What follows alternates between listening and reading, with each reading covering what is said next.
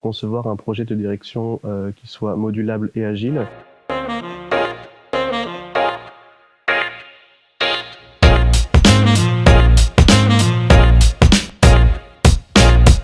Donc nous, on a été missionné par la direction de l'habitat et de l'urbanisme de la Gironde, qui en fait souhaite concevoir un projet de direction qui soit modulable et agile, parce qu'en fait, dès 2023, ils vont être confrontés à l'accueil du public, problématique qui rentre pas encore en compte dans leur organisation. Donc il y a deux priorités, c'est remettre les habitants du territoire au centre des politiques publiques, mais aussi revoir leur organisation interne, en fait leur structure organisationnelle, pour s'émanciper en fait un peu du carcan qu'est l'image du service public aux yeux des citoyens aujourd'hui. On réimagine en fait un peu comment les agents vont pouvoir travailler.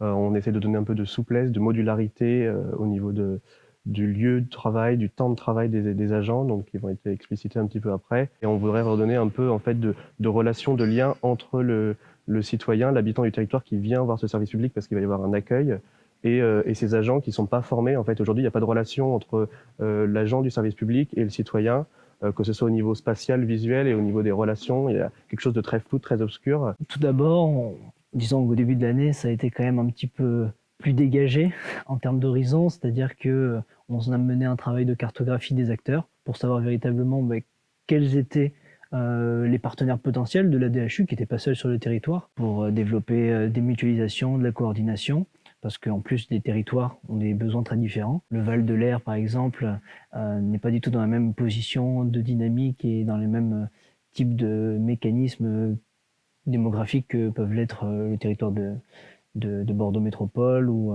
le territoire du Sud Gironde. En parallèle de ce travail de cartographie sur les acteurs qui a été mené, on s'est aussi intéressé sur ce que Clément a évoqué, les questions de coworking, de co-travail, des espaces partagés, et des questions liées au télétravail. On ne savait pas encore qu'allaient subvenir les événements que vous savez. On a réussi à réintégrer ces questions de télétravail encore balbutiants dans notre problématique. On a voulu mettre en fait un système global en place, c'est-à-dire qu'on s'est vite rendu compte que cette fameuse direction mobile de l'habitat, c'était pas forcément une direction tant mobile, mais plutôt modulable. Véritablement proposer un cadre général qui incorporait les problématiques qui avaient été évoquées précédemment par la DHU.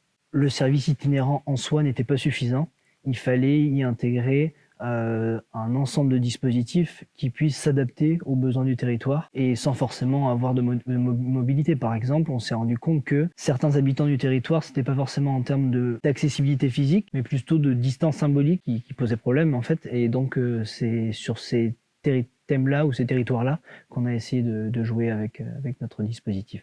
Alors tout d'abord, on a élaboré en fait un dispositif qui se développe sur 3 échelles, avec l'articulation notamment d'une base centrale qu'on a appelée Maison Mère, qui se situe à Bordeaux. Ensuite, le développement d'antennes territoriales qui sont donc réparties sur tout le territoire girondin. Et enfin, donc un service itinérant qui permettra d'aller toucher les populations donc les plus isolées. Par la suite, la direction de l'habitat et de l'urbanisme nous a essayé d'approfondir cette question de la maison mère donc à Bordeaux, et on a donc proposé un projet de requalification des locaux actuels. Il se situe donc proche de Mériadec. C'est un projet qui vise à moderniser l'image et à favoriser donc la résilience des services publics à travers donc un réaménagement spatial donc intérieur, et également des innovations sur les nouveaux modes de travail. Donc pour agir sur cette déstigmatisation des services publics qu'on trouvait essentiel dans le sujet, on a travaillé donc sur la question de l'accueil notamment, avec donc un dispositif qui permet de favoriser donc l'accueil spontané